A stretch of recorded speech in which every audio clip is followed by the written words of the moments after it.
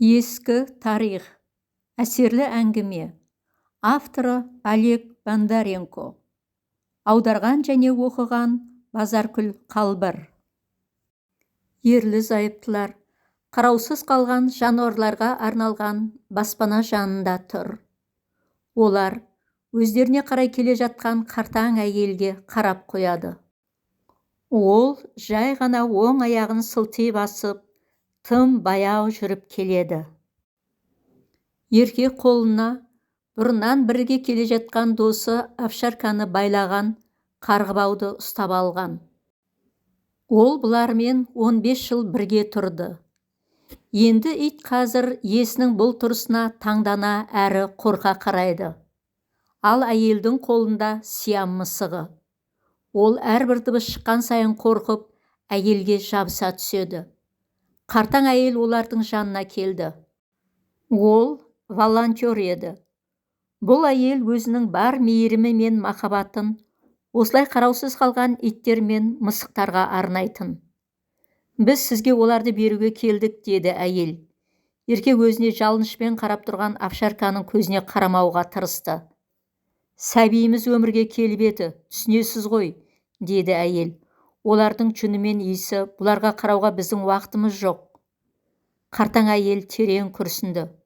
Уақыттарыңыз жоқ қой, яғни қайта ойланбайсыздар ғой. Еркек өз итіне тіпті қарағысы жоқ. Жоқ, ешқандайда. Бер, деді әйелі еркекке қарап. Ол еш ойланбастан қарғыбауды әйелге ұсынды. Овчарка қыңсылағаннан басқа үн шығармады. Ол бәрін түсінді. Әйел мысықты ұсынды. Волонтер бос қолмен оны көтеріп алды. Мысық аянышты мияулап, аяқтарын созып, иесіне қарай ұмтылды. Кеттік, деді әйелі күйеуіне. Ал ол. Ол болса итке де мысыққа да көз салмастан есікке қарай беттей берді. Ит пен мысық иелерінің артынан бармақ болып ұмтылды. Бірақ қартаң әйел оларды мықтап ұстап жібермеді. Әлі-ақ үйреніп кетесіңдер. Сендер менде бірінші емессіңдер. Сендерді үйге алып барамын. Қандай жағдайда да бәрін жеткіземіз. Мұнда қалуларыңа тіпті болмайды, өліп қаласыңдар. Қане, үйімізге кеттік. Кеткен ерлі-зайыптылар мұның ешқайсысын көрген де, естіген де жоқ. Олар үйге жеткен соң көңілсіз ойлардың бәрін ысырып тастады. Көп замай қос тіршілік иесін ұмытып та кетті. Бала, оның күнделікті жаялығын тазалау, жұмыс пен ұйқысыз түндер. Бәрі бір кездегі өздеріне серік болған ит пен мысықты ұмытқызып, ұятын да өшіріп жіберді. Олардың өмірінде ешқашан овчарка да, Сиам мысығы да болмаған тәрізді. Жылдар жылжи берді. Күйеуі табысты кәсіпкерге айналды. Ол үлкен кәсіптің мықты иесі атанды. Отбасы көл көсір байлыққа малшынды. Ол басқарған кәсіпорын жұмысшылары оны тек мақтайтын. Бірақ бір күні, жұмыс столында отырғанда инсульт алды. Тап осылай болды. Бірақ ол көп замай өзіне келді. Кәсіпорын иесі өз ісімен айналысып, оған көңіл бөлінгенде бәрі бұрынғыдай болар ма еді. Бірақ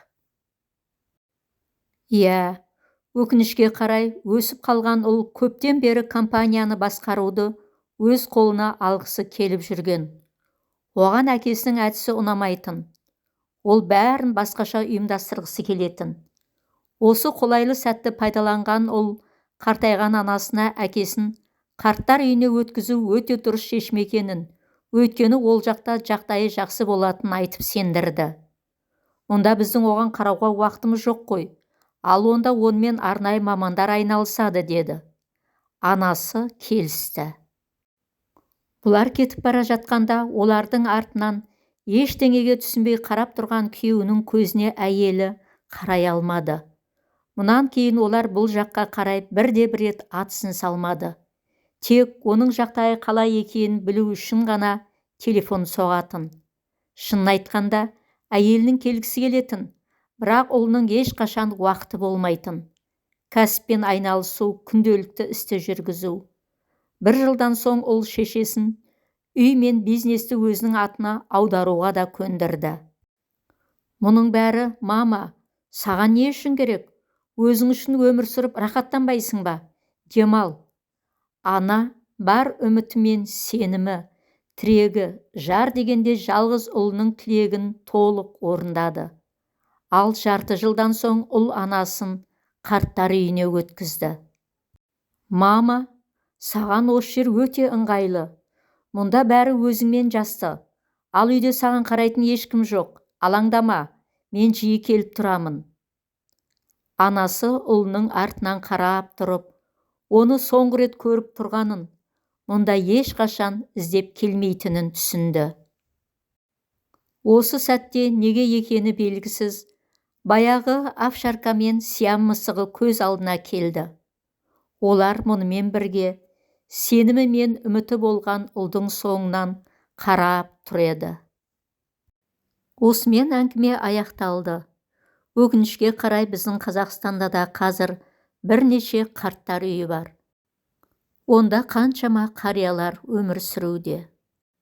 Қадірлі оқырман, бұл жағдайға сіз кім кінәлі деп ойлайсыз?